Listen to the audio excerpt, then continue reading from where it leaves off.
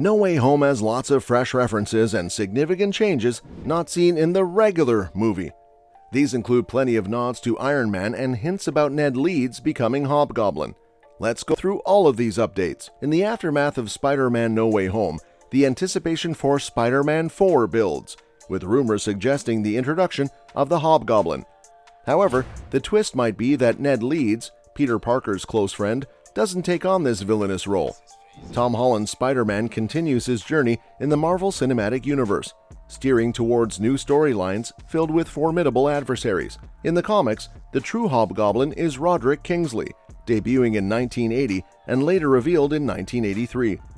Kingsley, a billionaire, socialite, and fashion designer, amassed wealth through shady dealings. Seeking power and protection, he discovered Norman Osborn's hidden lair, inheriting the Green Goblin's legacy. Dad, it just doesn't justify this test. Now I'm asking you for the last time. We can't do this. Don't be a coward. Unwilling to succumb to the madness that plagued previous goblins, Kingsley crafted the Hobgoblin persona. Using Osborn's resources, Kingsley blackmailed influential figures and attempted to acquire Oscorp. His clashes with Spider-Man exposed his cunning but revealed a crucial weakness: a lack of raw physical strength. Even after perfecting a strength-enhancing formula, Kingsley struggled against Spider-Man. His activities drew the ire of powerful criminals, including the Kingpin. Kingsley's intricate storyline even led him to join the Sinister Six, where he faced the Iron Spider. In the cinematic adaptation, Ned could be spared from the Hobgoblin transformation. Instead, the narrative might introduce Roderick Kingsley as the true Hobgoblin, retaining the essence of the comics. This divergence could preserve Ned and Peter's friendship, allowing Ned to continue supporting Peter on his heroic journey. By deviating from the predictable path of Ned becoming Hobgoblin, the storyline gains complexity and surprises the audience. The introduction of Kingsley's character opens avenues for intricate plots involving corporate intrigue, criminal alliances, and power struggles. This deviation not only pays homage to the source material, but also enriches the cinematic Spider-Man universe with fresh dynamics. As Spider-Man 4 unfolds, the potential inclusion of Roderick Kingsley as the Hobgoblin promises a riveting narrative, blending comic lore with cinematic innovation. The decision to explore alternate paths for character arcs ensures that the film maintains its unpredictability and keeps fans eagerly speculating about the challenges awaiting Tom Holland's Spider-Man in the MCU. Before turning into the Hobgoblin, Roderick Kingsley was Mary Jane's boss. The MCU could use this part of his comic story in Spider-Man 4. In the comics, Kingsley was a rich fashion designer. However, since the MCU's MJ isn't into fashion, they might change Kingsley's job to fit the story. In the last movie, No Way Home, we saw MJ still working at Peter Pan Donut and Pastry Shop. But now, after she and Ned got accepted to MIT, MJ might start a new job while going to MIT. Here's where Roderick Kingsley could come in as her new boss. Remember Willem Dafoe's Green Goblin from No Way Home? Some of his special weapons might still be in the MCU. Kingsley could stumble upon these objects and decide to become the Hobgoblin, not knowing that the previous owner, Green Goblin, went crazy when he became a villain.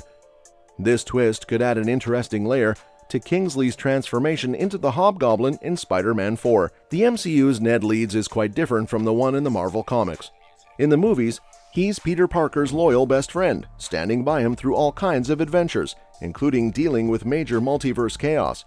However, in the comics, Ned is a reporter for the Daily Bugle, working alongside Peter as his colleague. Their dynamic changes because in the comics, Ned and Peter are both interested in Betty Brant, and eventually Ned marries her. The comic storyline takes a dark turn when Ned witnesses a battle between Spider-Man and the Hobgoblin, who turns out to be Roderick Kingsley. Ned follows the Hobgoblin to a hideout, gets caught, and is brainwashed by the villain to keep his own identity secret. Hobgoblin uses Ned as a puppet to eliminate rivals like the Kingpin. The constant brainwashing leaves Ned mentally unstable, leading to the breakdown of his relationship with Betty. Things get worse when the New York underworld discovers Ned is the Hobgoblin. In Berlin, he is murdered by the Foreigner as Jason Macendale's request. Later, the real Hobgoblin returns to seek revenge on Macendale. Spider-Man and Betty work together to expose the truth, recording Kingsley's confession to Ned's framing. Performance enhancers. Bingo. Me, your greatest creation. Bringing you what you've always wanted. This complicated and tragic storyline from the comics shows how different Ned's character can be in alternate Spider-Man universes. While the MCU presents Ned as a steadfast friend, the comics take him down a twisted path, illustrating the diverse possibilities for character development in the Spider-Man multiverse. In the upcoming MCU Spider-Man movie, there are several theories about how Ned might become the Hobgoblin. Some popular ideas include him using leftover Green Goblin tech or starting to work at the Daily Bugle alongside Peter, leading to a rivalry between the once best friends. However, if the MCU follows Ned's comic book history, his transformation into the Hobgoblin may not turn him into a true villain, preserving his friendship with Peter. In this scenario, Ned could be manipulated by the real Hobgoblin, preventing him from being caught and sparing him from a drastic change from Peter's best friend to an enemy, even if he remains unaware of Peter's secret identity. This twist adds an emotional dimension for Peter as he witnesses his closest friend being brainwashed by a villain to become an adversary. It highlights that the memory-wiping spell in No Way Home doesn't guarantee safety for Ned, MJ, and others, despite erasing memories of Peter's identity. This narrative choice allows the MCU to explore the complexities of friendship, manipulation, and the impact of external forces on personal relationships. The emotional ride for Peter, seeing his friend caught in the web of manipulation, adds depth to the storyline, making it more than a traditional hero versus villain dynamic. As the MCU continues to weave intricate plots, this approach offers a fresh perspective on Ned's potential transformation into the Hobgoblin and the challenges Peter faces beyond just battling supervillains. The spell at the end of Spider-Man No Way Home opens the door for Peter to start anew and paves the way for various villains and storylines to hit the big screen.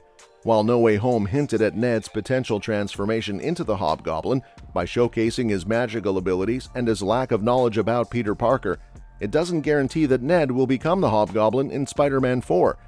The MCU might introduce its version of Harry Osborn, bringing a new twist to the story. The deleted scenes from Spider-Man No Way Home provide intriguing insights into alternate plot lines and character developments. The extended scene with Willem Dafoe's Green Goblin stealing Iron Man armor adds a layer to his villainous arc, showcasing a plan to upgrade his arsenal. The use of Iron Man technology ties back to the MCU's intricate web of interconnected stories, hinting at a potential Dark Avengers plot. The various versions of Ned Leeds potentially becoming Hobgoblin present different angles, suggesting that the MCU is carefully considering Ned's character evolution. The inclusion of Roderick Kingsley's storyline from the comics, intertwined with Mary Jane's connection to his employment, adds depth to the Spider-Man 4 narrative. The scenes featuring Spider-Man's humorous confrontation with J. Jonah Jameson and the banter about Tobey Maguire's organic web shooters provide comic relief. The post-credit scene, focusing on Betty Brant's broadcast, emphasizes the impact of the memory-erasing spell, further explaining Peter's need to obtain a GED. The alternate post-credit scene nostalgically recaps previous Spider-Man films, reinforcing the erasure of Peter Parker's identity from people's memories. Hello, Peter. Hi? Do I know you? What have you done with my machine? Your machine? I don't know what you're talking about. I don't know. What machine? The significance of Daredevil's Born-Again plot in Spider-Man 4 adds anticipation for the crossover between these characters and the looming threat of Kingpin. As Marvel expands its universe with upcoming projects, the promise of multiple seasons for Daredevil Born Again and the interconnected nature of the MCU keep fans anticipating the next chapters in this expansive superhero saga. Stay tuned for more updates as the MCU unfolds its intricate tapestry. And that's that for today's video. Thanks for watching, and we'll see you in the next one. Your suggestions for future videos are always welcome in the comments below.